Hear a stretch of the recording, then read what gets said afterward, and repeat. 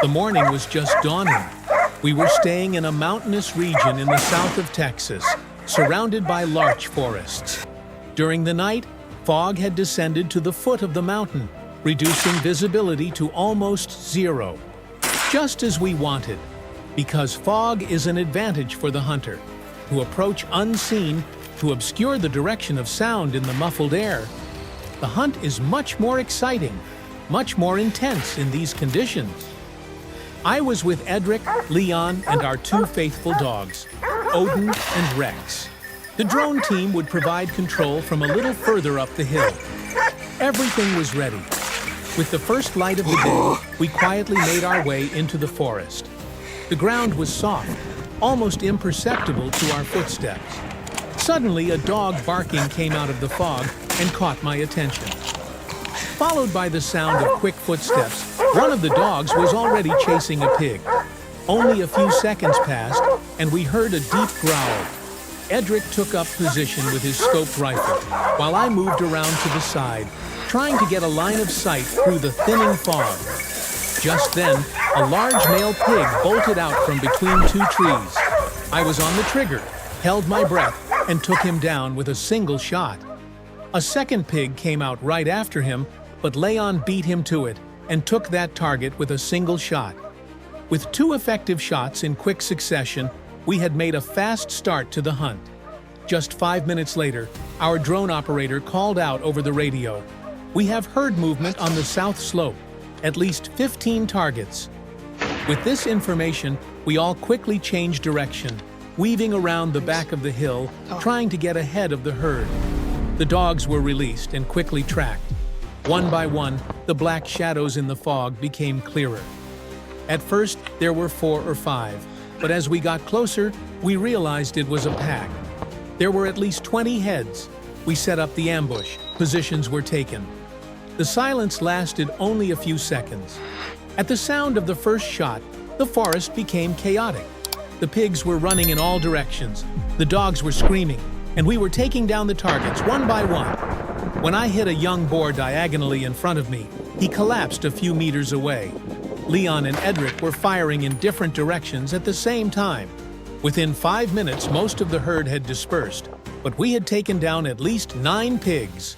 It was only 8:30 in the morning, and the result was incredible. Translated with deepl.com. Free version.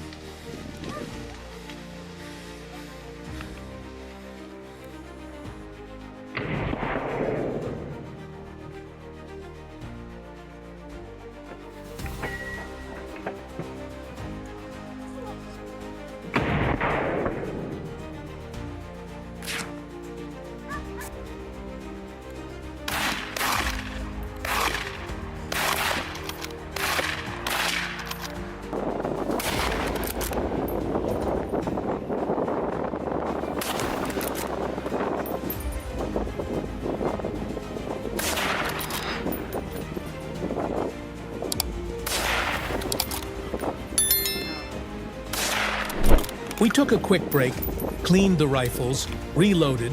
The fog hadn't lifted yet. This was a great advantage for us. This time, we moved to the west side of the mountain. The footage from the drone showed intense activity here as well. We were in ambush again. The pigs coming from below were moving slowly but carefully. They were unaware of us. We hid on the hill. We waited. Finally, the opportunity came. 1, 2, 3. Our targets were in full view. 3 shots, 3 down. Our dogs, Rex and Odin, went after a wounded pig. The fog obscured visibility, but we followed the sounds. 5 minutes passed. Finally, there was a scream, then silence. Our dogs had accomplished their mission and had cornered the target. When we arrived, the pig was lying there lifeless. The pace never slowed down until noon. In total, we had shot 27 pigs. Most of them were directly targeted, and some were neutralized by close pursuit. It was really tiring but worth it. Every single one of them belonged to herds that were destroying the fields of farmers in the region. This hunt was not only a sport, but also a breathing space for the people of the region. On the way back, we came across one last target on our way down the hill. From a corner that had been quiet all day, a large sow suddenly burst out. She was very fast. I missed the first shot, but I recovered immediately afterwards and hit the target with the second one, which was the closing shot of the day. At the end of the hunt, everyone in the team was tired but proud. 28 wild boars. It was really an unforgettable day. If you want to see more of such breathtaking moments, don't forget to subscribe to the channel. It was such a day that the fatigue was almost etched into our bodies. But the passion for hunting, the indescribable pleasure of being in nature, and the successes that came one after the other kept us energized. We were on our way back, but a voice inside us kept saying the same thing. One more chance. Maybe we will get one last chance. And that moment came. When we reached the small clearing on the northern slope of the mountain, the dogs suddenly became restless. Noses on the ground, tails erect. It was a sign of something. We stood at attention, rifles in hand. Suddenly, from behind the trees, a large, dark-colored pig emerged with heavy steps. It was one of the biggest I had ever seen. His eyes were red, his ears were cut, his skin was scarred. This was an animal that had not only gained experience, but also fight. A true warrior.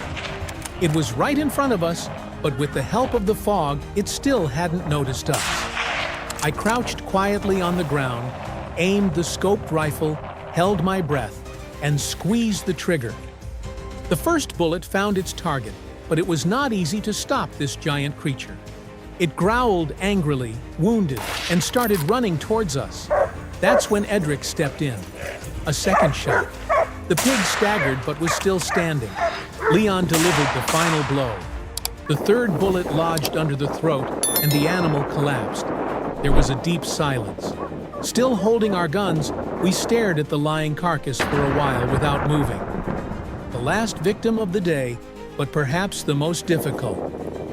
Our drone crew, who videotaped the moment, said how impressive it was. Even we were surprised when we watched the footage. The simultaneous firing from 3 different points and the power of the pig. It was a closing scene that would give goosebumps to anyone watching. Then we slowly made our way back to the campsite. All the pigs we hunted were recorded and measured. The big one weighed 170 kilos. It had been a long time since such a big pig had been seen in that area. The talk among the team was that this was an alpha male who had been living on the run deep in the forests for years. Today, his story ended here too. The whole team gathered around the fire, tired but satisfied, quiet but proud. Our task was not just to hunt, but to protect and stabilize nature. Because these wild boars were not only a threat to crops, but sometimes to people as well. Today we had shot not 28, but 31 boars. Each one was hunted with experience, care, and patience. A success story was written deep in the forest, in the shadow of the fog. If you like such intense hunting scenes, real challenges, and the wild rhythm of nature, be sure to subscribe. We also welcome your comments. Your feedback makes us stronger and better. Remember, this is not only a hobby, but also a responsibility. The day was coming to an end, but there was still a restlessness in the forest, as if something was still lurking in the shadows. The footprints on the ground were fresh. The dogs' noses were still alert. We realized the hunt was not over. Edric turned to me and just nodded. We moved forward in silence, the dry leaves crunching beneath our feet, but we were so cautious that we hardly breathed.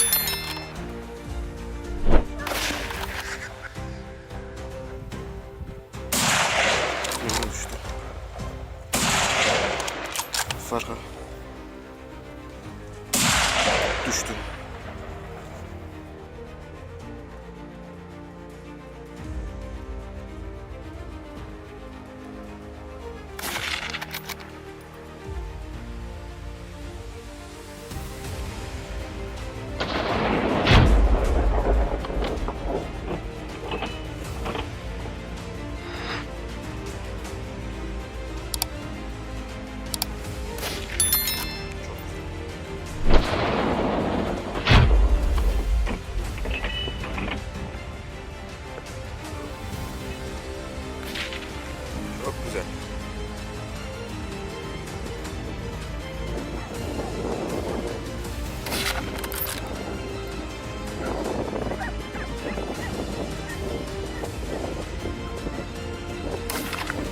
We headed for a darker, more densely wooded part of the forest, which was dim even during the day and almost pitch black in the afternoon light. But this was exactly where the big pigs were hiding. We had followed countless tracks in this area over the years. We knew where they would lead us, and this time they were fresh, deep in the ground, the dust freshly lifted. I felt that there was a big wild boar ahead of us. My instincts told me so. Suddenly, one of the dogs barked, and then the others started barking. This was not something we experienced all the time. This kind of reaction is either to a herd or to a very large, very threatening boar individual. Immediately, I got into position. I pointed the rifle. There was a movement in the trees, and then there was a grunt. That's when everything slowed down. My heart was beating, but my hands were still. I took a deep breath and squeezed the trigger. The bullet went off with an explosion that shattered the silence of the forest. But this pig was no pushover. He was wounded, but he didn't run. It turned and came back towards us. He ran with incredible speed, his big body crushing everything in its path. Edric fired a second shot from the right diagonal, but the pig was still standing. At the last moment, I fired a third bullet, and the animal collapsed about 5 meters in front of me. Dust, smoke, the smell of blood and adrenaline. It all came together in that moment. I fell to my knees because I knew this was not an easy hunt. It was like a duel. It required not only weapons, but intelligence, patience, and composure. When we approached this giant pig, it was clear from the scars on its body that it had been trying to survive for years. He had been in battle with other pigs, running through thorn bushes, dodging dogs, dodging hunters. But today was the end for him. This pig weighed about 190 kilograms. Even the most experienced member of our team said he had never seen such an individual. At that moment, it was not just a hunt, but a turning point. The day was about to set. The forest was getting darker. But we still didn't want to turn back. Something inside us told us there was still more. Maybe there would be pigs landing near a farm, looking for food. We had a quick meeting with the team, and after a small vote, we decided to extend the hunt. We jumped in our vehicle and drove about 20 minutes to an old oak forest. This area was on the edge of a farm that had been abandoned many years ago, and the surrounding area was now completely untouched by nature. The terrain was rugged, covered with bushes. We turned on our flashlights, and the dogs started to lead again. Maybe we were tired from the day, but there was a strange excitement in us. Soon, I noticed movement in the bushes. As I got closer, I saw 2 pigs digging in the ground, pulling out roots and eating them. The wind was coming from behind, so they didn't smell us. Quietly, I took up position, took aim, and aimed at the first pig. The trigger, explosion, fall. The second pig panicked and started to run, but Edric followed him. After a long chase, he got stuck on the edge of a ditch, where he took his last bullet. At this point, we had killed a total of 35 pigs. Yes, that's right, 35. Each one was a challenge. Each one was a thrill. This was no longer just a hunting day. This was history in the making. The pigs had multiplied to the point of threatening nature. Our duty was not only to hunt, but also to preserve this balance. On the way back, the car was silent. We were tired but happy.